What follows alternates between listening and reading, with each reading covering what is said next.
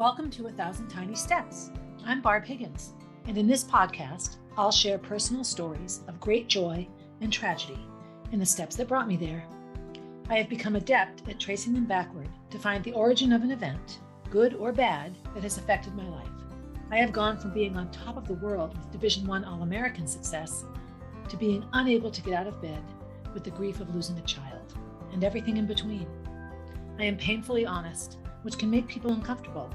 But discomfort brings growth, and oftentimes tragedy brings joy. So, tie, buckle, slip on, release up your shoes, and join me as we begin our 1,000 Tiny Steps. Hey everybody, Barb Higgins here. Welcome to my podcast, 1,000 Tiny Steps, Season 1, Episode 7. Get all those organizational details in my introduction today. I'm sitting here in my little office / storage room, trying to get episode 7 recorded for like the 5th time. And I've had 2 or 3 starts already today. Sometimes when I think of what I want to talk about and what I want to say, I have a really hard time narrowing it down. I remember a writing lesson that I had in one of my writing classes when I was in graduate school. And my teacher was like, "You're such a good big picture thinker. You're like a telephoto lens in your head, but I need you to narrow it down so you're just zooming in on one thing." And I have a really hard time with that. I have a hard time with that in my life. I think I evidence this practice in my head in a lot of my ability to start things and not finish. And I can't sit back and say, "Oh, poor me, I never can finish these things." I think at some point we make our choices. And for whatever reason, I love starting things and then not finishing and then feeling bad that I didn't finish. So episode 7, it's like the universe's way of saying, let's see if you really want to record a podcast. And I do. So today I'm going to talk primarily about day-to-day life with Jack, what it's like, day in, day out at 58 with a baby. And then that will, of course, lead into a lot of differences generationally. And of course, the multitude of questions I get from people asking me, why would you start all over? Or why would you do that again? Or, you could retire and, why are you doing that now? And, all those questions are valid. And I spend a lot of time thinking about them, actually. I spend a lot of time thinking about a lot of things. But one thing I will say is what I do notice in life is there is a pattern you follow. And you can see families that they have their kids and all their kids grow up and marry people that are similar to their parents and do all the same traditions and big family gatherings and everyone's together. And then those kids have kids. And there is nothing wrong with this. This is actually a wonderful thing. My college boyfriend had one of those families, Irish and Italian together, and every holiday was every relative. It was wonderful. And I loved it because I didn't grow up with that. I have plenty of family around, and big holidays we were all together. But there's a level where family is the first thing you think of in everything that you do. I have a family, a wonderful family. We all get along. There might be minor disagreements, but no big family feuds. Nobody's disowned anybody. And we get together for things. But we also can go months living our own lives. So in having Jack and really thinking about what his life will be like, I think about these things. I think about those families that have traditions. Like, I see pictures of people's new babies with all their little cousins the same age. And they're going to have this whole growing up experience with all of the relatives that are their age. I have a picture of Gracie on a couch at Christmas. It's her first Christmas, so she's, 8 months old or so. And she is with John and Orion and Trinity. And they're all together. And they're sitting on the couch, the 4 of them, these 4 babies. Now, John lives in the South. Orion and Trinity lived relatively nearby, but not super nearby. And then we were in Concord. And so not all 4 of those babies spent a ton of time together. They spent significant time together and holidays and knew who each other was and all of this. But it wasn't one of those things where we all lived in the same neighborhood and every day I babysat yours and you babysat mine. And I think sometimes that we view normal, regular families as following this sort of pattern. We see it in lots and lots of families. And then there are families who are far away from everyone they know. So I think sometimes how my life in having a child at this age will that manifest for Jack? Who are his cousins? Well, his cousins in our family, his related 2 cousins on his dad's side are actually his nieces and nephews. He's Gracie's brother. So Gracie's siblings, Jack's siblings, Katie, Davy, Kenny, they have their kids, and those are Jack's nieces and nephews, but they're his age. I am the niece of my Uncle Walty, who's 2 years younger than me. And we spent a lot of time together growing up. I think of him as my cousin, but he's my uncle. So already Jack's sort of titles in terms of how he fits into the family are unique. He's an uncle at birth. In day-to-day life, what you're labeled matters not. Labels are just that, labels. It's how we organize and quantify things as human beings. But I think about these things. I think about as he gets older and starts to piece together what other people's lives are like and what his life is like, how will he feel about that? And then that leads into a whole host of other variables, values. How do we raise our kids? What do we say when people think I'm his grandmother or Kenny's his grandfather? Lots of people think Gracie's his mother. These are some things that happen just because we enter into life with expectations of how things are supposed to be, normal and different, or normal and abnormal, however you want to look at it. And for sure, we're an abnormal family. I think about multi-generational families. And my mother, when she grew up, there were grandparents, parents, and children living in houses all the time together. Well, Jack kind of has that now, except that it's two generations that manifest as three. Kenny and I are old enough to be his grandparents. Gracie is old enough to be his mother. So when you look at the people living in his house, although we don't exhibit or illustrate three generations, our ages do. Our ages show that what Kenny and I bring to the table would be what a typical grandparent would bring. What Gracie brings to the table is what a woman her age raising a child today would think is important for her child. And Jack is the recipient of this. This whole generational piece is big for me. I spent a lot of time thinking about it.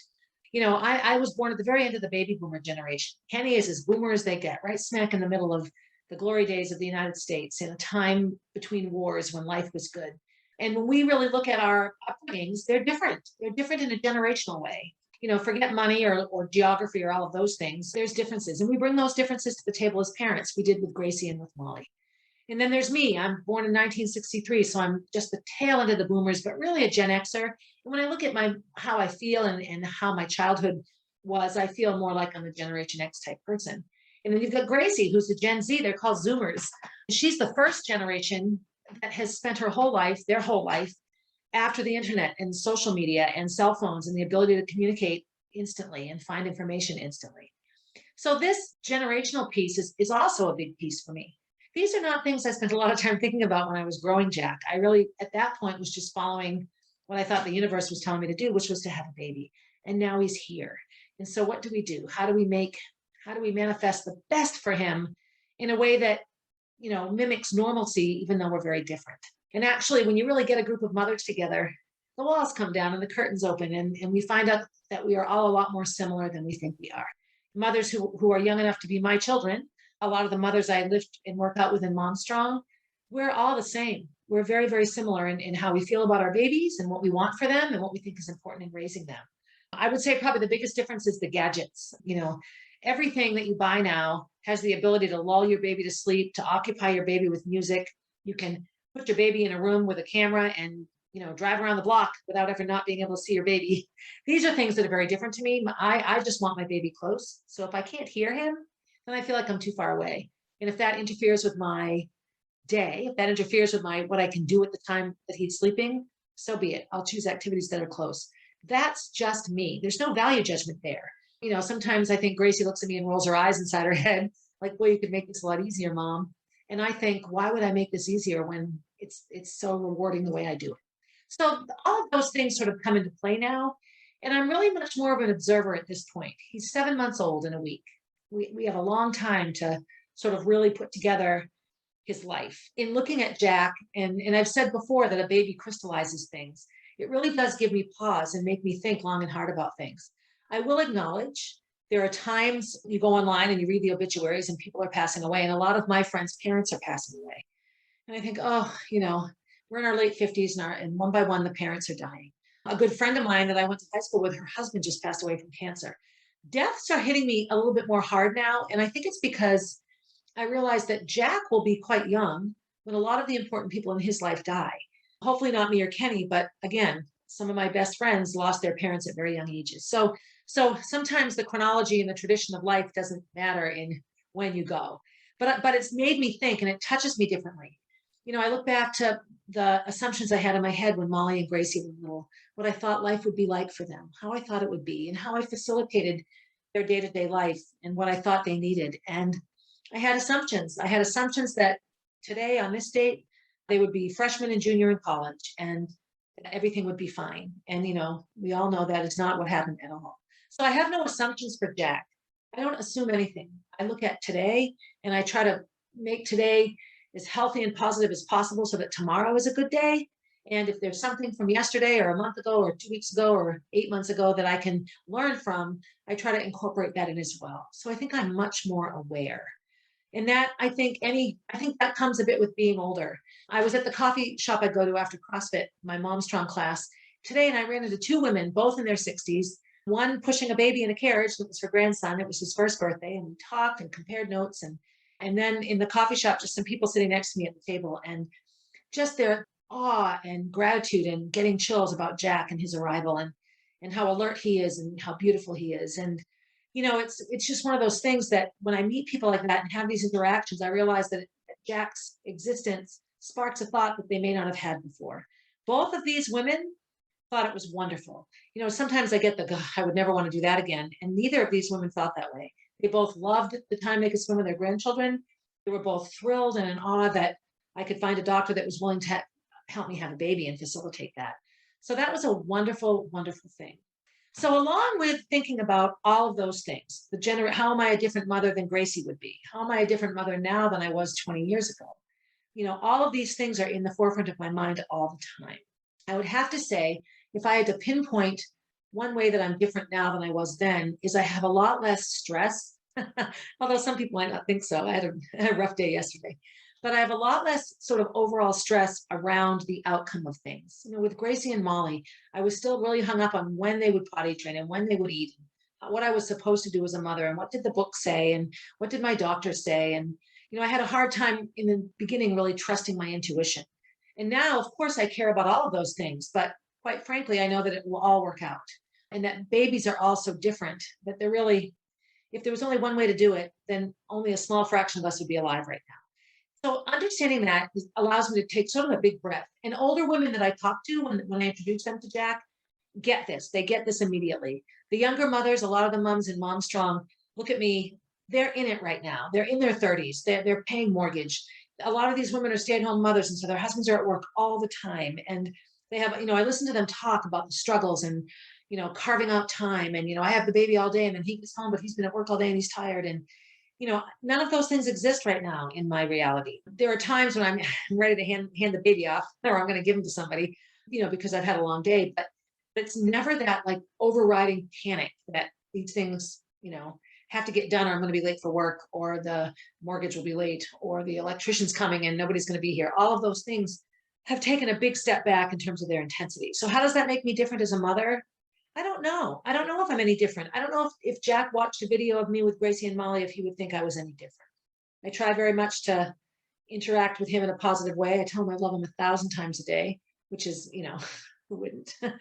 In terms of how I feel about Jack and how I mother him, I think I'm very similar. I think we are who we are. It's the external factors that are different that may moderate and modify how I raise him.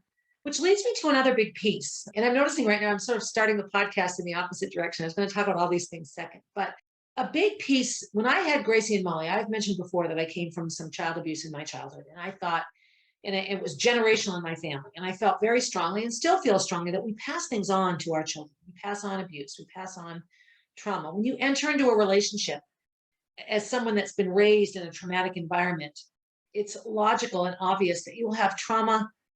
Trauma will affect how you behave in certain areas. Things can trigger you, PTSD, all of the things that go along with trauma. And this is a big hot button topic in education right now. How do we teach traumatized children? We're at the end of this pandemic, hopefully, and we're talking a lot about children that were in unhealthy homes and that were stuck in those homes all day, and what's this like for them, and children that had a hard time being alone, that were alone all the time. And now we're back, and we've had children home for a year, and now they have to suddenly remember how to act at school.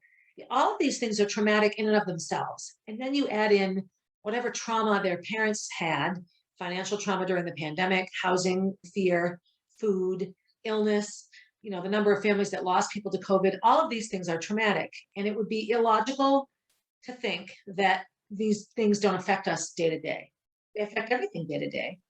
So when I married Kenny and had Gracie and Molly, one of the main reasons I felt I could marry Kenny and have children with him is how much his older children loved him and felt safe with him and trusted him. I just wanted a home where my children felt safe. There were times growing up that I didn't feel safe in my home. And that's such a horrifying way to feel as a child. child because you don't have a sense that you're safe and it's the only place you can be. You're not, when you're 10, you can't just go live somewhere else. When I was growing up, no internet, no cell phones, phones were on the wall. And the overriding message when I was growing up was that what happened in your home stayed in your home. You didn't say anything. If your parents said don't tell, you didn't. And as I look back on not just my upbringing, but so many of my friends, we talk about it now. We go have dinner and drinks, and we reminisce about raising children versus when we were children. The differences are stark, which ties into the whole generational thing with Gracie. Here she is watching me raise a child, thinking, okay, why are you doing it that way when you should do it this way? Because she's 20 years younger than me. She would do it differently. My mother and I are 21 years apart. So getting back to the abuse piece, oftentimes, not all children who are abused grow up to be abusers. That's actually not as common as one might think.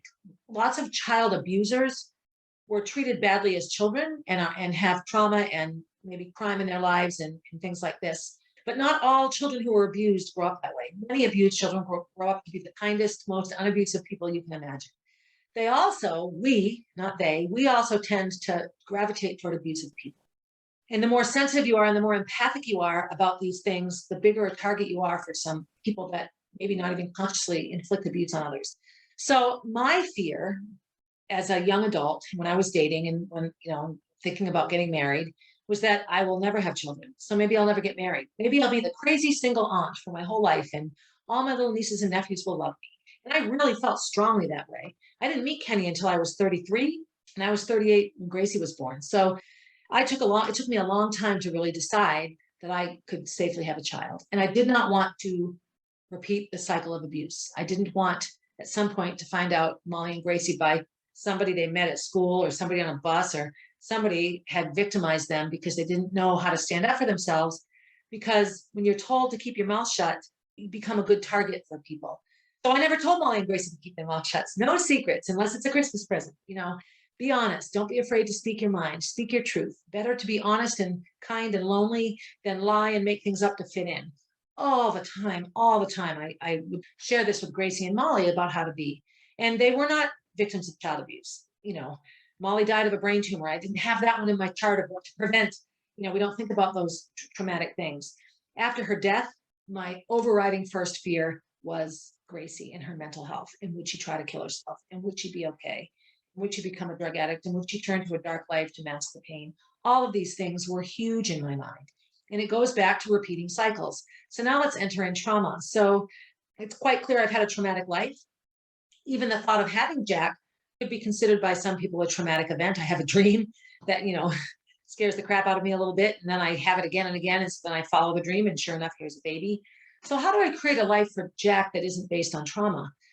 I'll have to do a lot of reading on that and be ever present that my words and actions and reactions are not based in a place of trauma, so that Jack can grow up in a healthy manner, assessing his environment and the people in it. My first thought around that is, am I sure that I'm not going to share trauma with Jack? Of course I'm going to share trauma with Jack.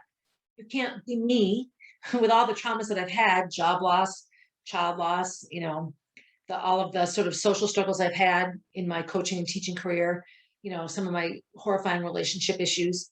All of these things are traumatic and bring a measure of trauma into me. I think if I were a reactive parent, it would be a given that Jack would be the victim of a trauma-based mother.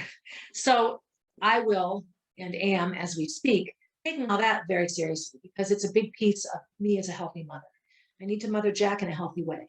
All of these things sort of lead into the life I'm creating for Jack and what day-to-day life is like for us. So in terms of like our day-to-day schedule, I think it looks no different than a lot of people's day-to-day schedule. We have a more relaxing morning than a lot of people do because I don't have to be to work at 8 a.m. So we wake up, typically, as I've said before, I co-sleep with Jack. So Gracie's typically the first one in around 7:15 maybe. And she tiptoes in and peeks, and Jack and I are sometimes still asleep, or I'm awake and he's asleep and I just haven't gotten up yet. Kenny will come in around 7:30, 7:45, 2 cups of coffee, sit in the recliner, and we'll have our morning there. I'll wake up, we'll have our little, go to the bathroom, all of those things. So our first hour of the day is very relaxed. Gracie's room is right across from mine, so she's in and out, getting ready for She has school in the mornings, or she works at her childcare center job. So she'll be in and out, sort of getting ready to start her day, which does start in the morning, but typically not much earlier than 9. Her childcare days are earlier, and on the days that Jack goes with her, we struggle. We get up early. It reminds me of the good old days with Gracie and Molly and having to get up at 6. The day itself, 2.5 days a week, almost 2.5 days, 2 at least, Jack goes to childcare. Do I need to send him? No. Is it healthy for Jack? Yes. Do I get a lot accomplished when he's not here? Yes. For example, I'm recording a podcast right now. This would be a very hard thing to do with Jack home, even if he were just under the care of Kenny. There's a lot of noise going on. Things change. When he hears my voice, that's it. He needs me. In order to accomplish lots of things, we send Jack to childcare. It's also healthy for Jack. He spends time in a room with other babies. He sees babies older than him and babies younger than him. He is wonderful with babies. When we go to Mom Strong at CrossFit, his favorite thing is to watch the kids running around, and he especially loves the other babies.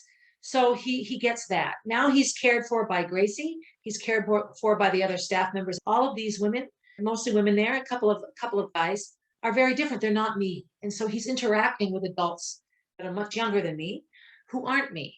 And he's learning that he can leave me and come back to me, and life remains good.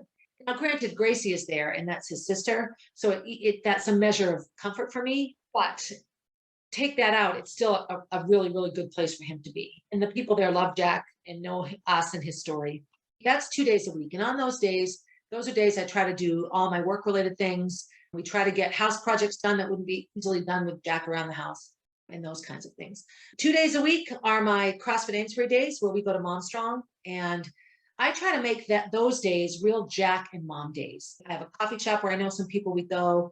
Oftentimes we sit together in a group. I have family members that live in that area. So oftentimes after I work out, we visit with family. So Jack is getting to know his Auntie Sheila. He's getting to know Uncle Ricky and Aunt Kathy. He's developing connections to people that aren't in his day-to-day life, people that also have children and connections to other children. Those days are really Mommy and Jack days. Those are days that Kenny's here on his own. Those can be days where Kenny can, go golf and get his mental health together, or he can visit with his other children and have family time that's uninterrupted by the babiness of Jack.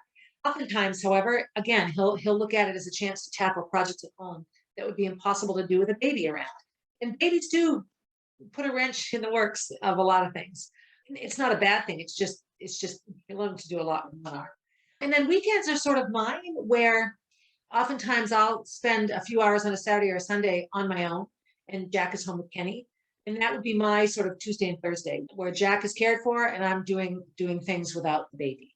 So we create a balance. Where does Gracie fit into this? Gracie is in and out of all of it. As her mother and her being Jack's sister, it would be very easy to rely on her for help. I have said it to many people, and I'll say it here now. She is his big sister. She is not his mother. Yes, she's 20. Yes, she has a degree in early childhood. Yes, she is wonderful with Jack. It would be very easy to rely on Gracie and assign her times where she's in charge of Jack. It is not her job. I've never been a fan of people that overassign jobs like that on the siblings. It can make sibling relationships really difficult. They should feel on the same side of the fence. They shouldn't feel like one sibling is the boss of them. Now, having said that, and before multi-children families that have children with big age differences, I get it. And Jack and Gracie spend plenty of time alone together where she's his caretaker. But I just don't want Gracie to ever feel that because I had a baby, suddenly her life isn't what she wants it to be.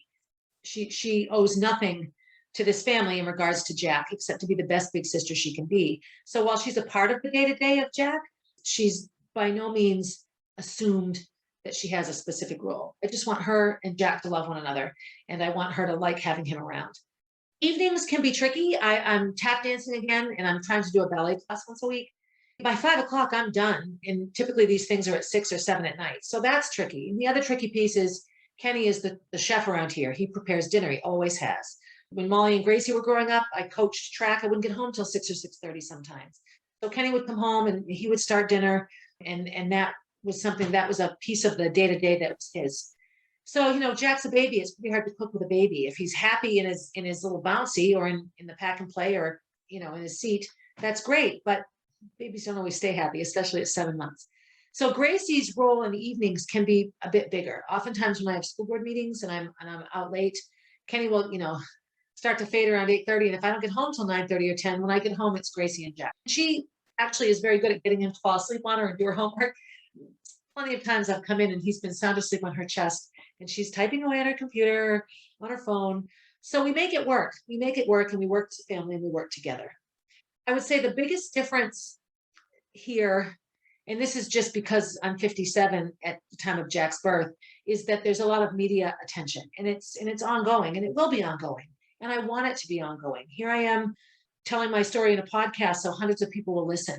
And it really is not ego Barb wanting to be famous. That fame and having notoriety is a huge weight for the person and for everyone they know. But I had a baby at this very advanced age, and there are plenty of other women that love more than anything to have this journey. And my first and foremost is to make this seem normal enough and to make Jack's life look regular enough that other women and their doctors will be supportive of their efforts to try and have a child. I've said many times, this won't work for everybody. I've always had a very unique body when it comes to health and strength and running ability and athleticism, sort of genetics. So I have all of that going for me, and I had nothing to do with any of that. I also am healthy and I work out, I take care of myself. So obviously those two things complement having a baby, but I know plenty of healthy, vibrant women that try to have babies and can't. So there's so much that goes into it.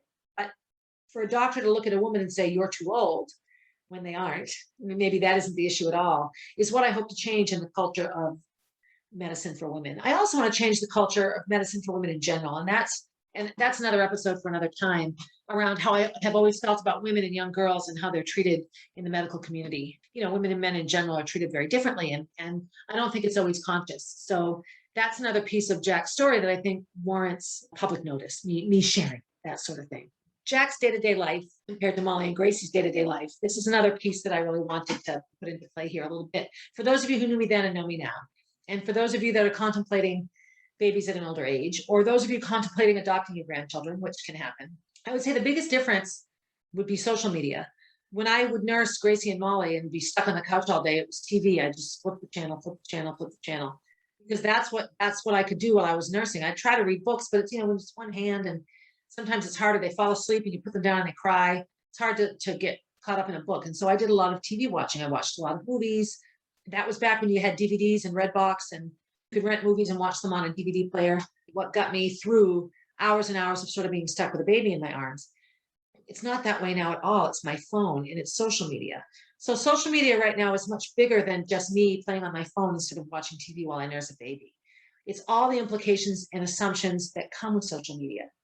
I made a comment in one of my past podcasts and somebody asked me about it, about the way that the girls pose and all this, like the pictures I see on Instagram and, all the different, Tumblr and Twitter and all the different social media avenues that people, Snapchat and all of those things where you see pictures of these beautiful girls. And to me, they're provocative. And then I realized, okay, how did my grandmother feel when my mother was wearing a mini skirt, no bra and braids? Like that was who my mother was in the 60s, because that was from the 50s to the 60s. And I realized that I'm just the old person now in the middle of this generation. And social media falls into that to a large extent. And it's worth stepping back and looking at in a very non-judgmental way. I had someone actually ask me, how do I think Jack would feel 15, 20 years from now to see that he was all over social media and TV when he was too young to say yes or no to that? Well, that's tricky. I mean, nobody could be on TV. And if you have to be old enough to say yes or no, then we'd only look at teenagers and adults on TV. So that's a piece that as social media and the internet and streaming TV series and movies and podcasts and vlogs and all the things that are happening now come into play more, there's a whole mindset behind it that isn't natural to me because I didn't grow up in this mindset. Gracie, my first Facebook posts were in like 2007. Gracie was 6 years old. Molly was 4. So they don't know a life that doesn't have all of these. They have no idea. I remember Gracie taking my cell phone and walking all around holding it under her ear. Yo, hi, oh, hi, and talking to the phone on her ear. And she walked from room to room. My mother didn't walk from room to room when she talked on the phone. We had a long cord, but she found a place and she got comfortable and she talked on the phone there. These are just different things. I remember asking one of my students to call somebody and ask them this question. And she looked at me like I was crazy. You want me to talk on the phone? I'm like, you have a phone. Why do you have the phone? Well, I'll text her. I don't want to call her. And it was this sort of a shift from talking to people to texting people. And I think we're coming back from that now. Why am I rambling on about all of these things? Social media is a huge piece of how I'm able to share Jack. Podcasts are a piece of social media, and I get to come on here and talk about Jack. Whoever watches this is looking at a room in my house, watching me talk in my sweaty clothes and my dirty hair. So I have to keep in mind that some of my assumptions going into the use of social media and the role of social media in Jack's life are not much different than how my Grams Butterfield might have felt about my mom in 1970. Things are different. Times change. So I feel as a grandmother, age mother, I need to be very mindful of these things. So much is just similar. I mean, babies, you change their diapers, you nurse them, they have little outfits that they outgrow, you take their pictures, you listen for them to say words, you try different foods. So many of those things are exactly the same. Take them for walks, go to the park, put them in a swing. So many of the day-to-day things with babies that take up time are no different. You could pluck Jack and me out of this house and put me anywhere, or you could insert Gracie with me or Kenny with Gracie, and the day-to-day tasks are unchanged. How we think about them and approach them could be very different. I find it's much easier getting through a lot of the day-to-day things just because of the science of things. Pampers have this little yellow stripe, and when there's moisture, the stripe turns blue. So you don't even have to get your fingers stinky by checking to see if the diaper's wet. You just see if the stripe is yellow or blue. I just find that fascinating. It made me chuckle. These are things that just make me laugh. Little bassinets have built-in music, so you don't have to have separate music to play. And I mean, some of those things existed when I had Gracie and Molly, but not so much. We used to have swings. Well, now they have these things that looks like a little half of an eggshell, and you lay the baby in it, and it moves around in all these sort of different ways. It reminds me of a Woody Allen movie, quite honestly. Those egg things they got into in that Woody Allen movie. If these things can make complicated life simpler, then God bless the families that have them. I don't have one. If I got one, I might like it too much.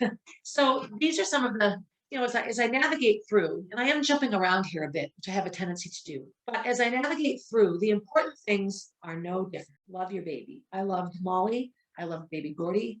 I love Gracie. I love Jack. I love all of them equally, but differently. Anyone who's raising a child should do that first. The next thing is to really make sure that the way you're raising your baby is the way that your baby will thrive and be a positive member of their family and their reality and their culture and their society. And how I do that is very different than how my next door neighbor's daughter might do it. Her baby and her life has to be the way that works for her baby and her life. And this is all of the things, as supportive as moms can be, we're also a judgmental group. And I know sometimes I get looks and they're judgmental. Hardcore breastfeeding mothers cannot understand why anyone would use formula. There are a million reasons to use formula. And a lot of formula moms think the thought of breastfeeding is disgusting. So there you have the black and the white. And in between are all the other moms. And these are the kinds of things that I find are no different. It matters not that I'm 58. All of these things are the same. My mothering instincts, my ability to feed my baby, my desire to be a good mother and to be healthy are all the same. Probably the biggest difference externally would be reactions. There are people, even the most supportive people, ask again and again, in 20 years from now. I said, I understand in 20 years from now, Penny will be 86 and Jack will be 20. So how will that be for Jack to have an 86-year-old father? Well, Kenny had an 86-year-old father. I know he was an adult when his father was 86, but I think how Jack feels is how we raise him to feel and how we allow him to feel. And if he has times where he feels badly about it, then he's allowed to do that. But Kenny is, Jack's daddy. Jack doesn't care. He doesn't know yet. And by the time he's old enough to really figure it out and know, his opinions will come likely from what other people say, what he hears people saying. I have older parents. My biological father is well over, were he here, he'd be like 110 now. He or 105, he'd be old, over 100, well over 100. I'm glad I had him as long as I had him. My sister Eleanor only had him for about 13 years, maybe 14. I feel terrible for her that she missed out on, is missing out on having an alive dad in her teen years and 20s and the rest of her life. But she's here. She's a vibrant part of society. So her feelings around her dad are hers, and other people can say what they want. Matters not to Eleanor because it's her dad, and she's the daughter, and her mother, and their decision to be a family. Those are things that are remarkably different sometimes from when I was raising Gracie and Molly to raising Jack, the reactions of other people. If I had a big message in this podcast, I think overall, and I've said this throughout every podcast, I think, having Jack is terrifyingly wonderful, fearfully terrific. I can't say one without the other, which matches my life, good with the bad, the traumatic with the glorious. Happy accidents. I was at a store today and somebody said something about sometimes we find things, it's a happy accident. And there's no accident in Jack, but I do think sometimes that I have that kind of life where I stumble into things and crazy things happen. So my overriding message really would be what I bring to Jack as a 58-year-old mother is no different at the end of the day than what the 38-year-old mothers in my Mom Fit class, Mom Strong class bring to their kids. Love, acceptance, hope, dreams, fear. Am I doing it right? Judgment. We're all right there. And with anything, the hard thing is to not listen to what other people think. I have a hard time with that sometimes. I'm always worried about what people think of me. And then I'm not. Like it's sort of both. I worry internally, but I come off like I don't care.